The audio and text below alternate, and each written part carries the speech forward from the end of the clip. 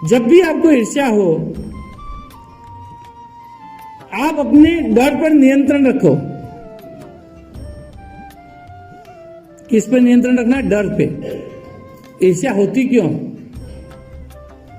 वो मेरे से अधिक सफल हो जाएगा, मेरे से आगे निकल जाएगा, मैं पीछे रह जाऊंगा, समाज में मेरा रुतबा है, लोग मुझे पैसा वाला मानते हैं, ये हो जाएगा तो मेरा रुतबा खत्म हो जाएगा, मैं बहुत सुंदर हूं, मैं बहुत खूबसूरत हूं, ये सुंदर महिला आ जाएगी तो मेरी सुंदरता कम आ जाएगी, हो जाएगी, मेरे ऑफिस में ये सफल हो जाएगा, इसको पदोन्नति हो जाएगी, ये बॉस बन जाएगा, मैं नीचे रह जाऊंगा।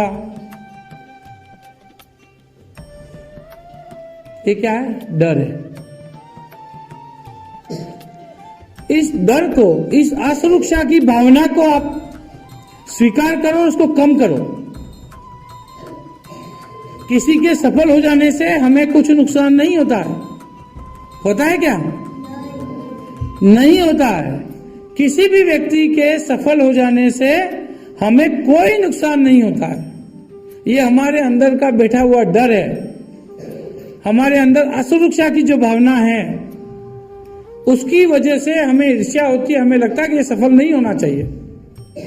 जबकि हमें क्या करना चाहिए? यदि हमें लगता है कि ये अच्छा काम कर रहा है, ज्यादा मेहनत कर रहा है, ज्यादा आगे जा रहा है, तो आप ये प्रयास करो कि मैं ज्यादा कैसे काम करूं, मैं ज्यादा सफल कैसे हो जाऊं, उस पे काम करना स्टार्ट करो। यदि आपको लगता है कि आपका पड़ोसी सफल हो रहा है, मेरा साथी कार्यकर्ता सफल हो रहा है, मेरा भाई सफल हो रहा है, तो मैं क्यों नहीं हो सकता? मैं हो सकता हूं, लेकिन उसके लिए क्या करना पड़ेगा? कर्म करना पड़ेगा, प्रयास करने पड़ेंगे, मेहनत करनी पड़ेगी, कोशिशें करनी पड़ेंगी, तब हम सफल होंगे। उसको गिराने से हम सफल नहीं होने वाले हैं। अपनी भावनाओं के प्रति खुले रखें। यह आपको लगता है कि आपके पत्नी पे आपको शक है, तो आप अपनी पत्नी से प्रेम से बात कर सकते हैं। आपके मन में कोई विचार आया है तो उसको प्रेम से बात करो। मुझे लगता है कि आज तुम वहां गई थी, उससे बात हुई थी, यदि वो आपको सही जवाब दे दे, आप जब प्रेम से पूछेंगे, प्रेम से वो जवाब देगी। आप डायरेक्ट आरोप लगाएंगे उस पे कि तू फला व्यक्ति के साथ गई थी, तो उसका आत्मसम्मान भी कहीं न कहीं क्षति पहुंचती है, उसको भी ठेस पहुंचती है, तो फिर वो उल्टा जवाब देगी। देगी कि नहीं देगी? आप डायरेक्ट किसी पे आरोप लगाते हैं तो क्या करेगा? उल्टा जवाब देगा। उससे क्या होगा? आपका झगड़ा बढ़ेगा। लेकिन आपके मन में यदि किसी के प्रति ये बात आ गई है, आपको लगता है कि मेरा सहकर्मी मेरी जॉब खा जाएगा, तो आप उससे बात करो ना। आप उसके साथ कंपटीशन करना चाहते हैं तो स्वस्थ कंपटीशन करो। उसको गिराने का, उसको जॉब से निकलवाने का, उसको किस तरीके से नुकसान पहुंचा सकें, उस बात की चिंता पे क्यों लगते हो? ये कार्य क्षेत्र में बहुत सारा होता है। कई लोगों को ये लगता है कि फला नया स्टाफ रख दिया मेरे साथ, तो ये सभी चीजें सीख गया, मेरे से आगे निकल जाएगा, मैं नीचे रह जाऊंगा, मैं पीछे रह जाऊंगा। क्यों रह जाओगे पीछे? नया आदमी तुमसे आगे निकल जाएगा और तुम पुराने आदमी पीछे रह जाओगे, ऐसा क्यों होगा? तुम भी तो प्रयास करोगे, तुम भी तो काम करोगे, तुम भी तो कोशिशें करोगे उसे आगे बढ़ने की। वो कैसे आगे निकल जाएगा? इसलिए कोई भी बात यदि आपके मन में है तो आप उसको छुपाओ मत। आपको लगता है उससे बातचीत करनी चाहिए तो उससे बातचीत करो, ताकि आपके और दोनों का सामंजस्य बैठे। उस बात की आप चर्चा करें, आप अपेक्षाएं निर्धारित करें। आपकी क्या अपेक्षा है? आपका काम धंधा, आपका बिजनेस, आपकी सारी जो चीजें हैं, आप जो कर्म कर रहे हैं उससे तो मारुति कार ही आ सकती है, उसी वही काम आप कर रहे हैं, और आप ईर्ष्या कर रहे हैं BMW वाले से। आप अपने आप से भी अपेक्षाओं को कम करें।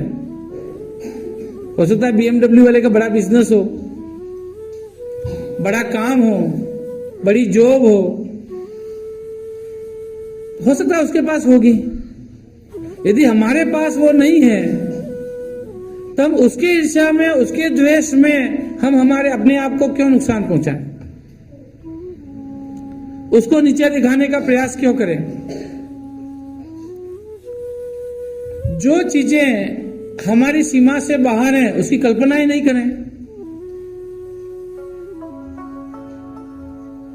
मुकेश अंबानी जी अपनी बीवी को 265 करोड़ का हवाई जहाज गिफ्ट में दे सकते हैं, मैं तो नहीं दे सकता, तो कल्पना क्यों करूं कि मैं अपनी पत्नी को 265 करोड़ का विमान दूंगा? आप कल्पना करोगे तो ईर्ष्या होगी, तब बात होगी।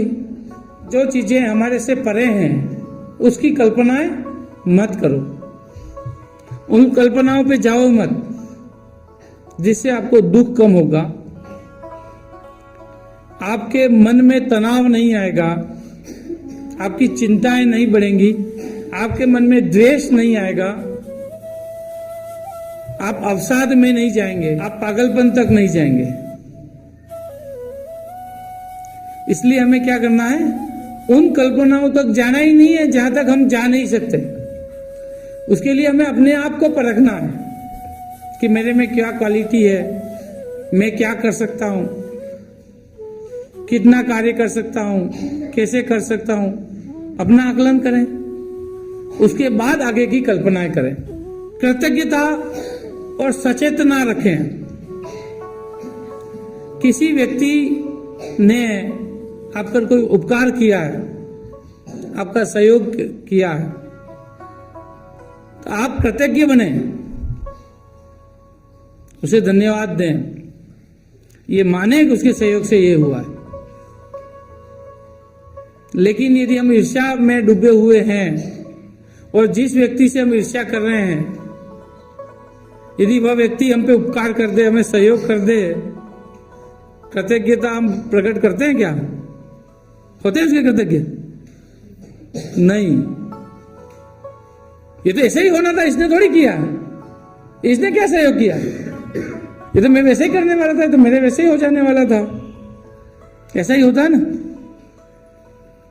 तो हमें कोई भी सहयोग या उपकार करे उसका कृतज्ञ होना चाहिए, वो प्रकट भी करनी चाहिए।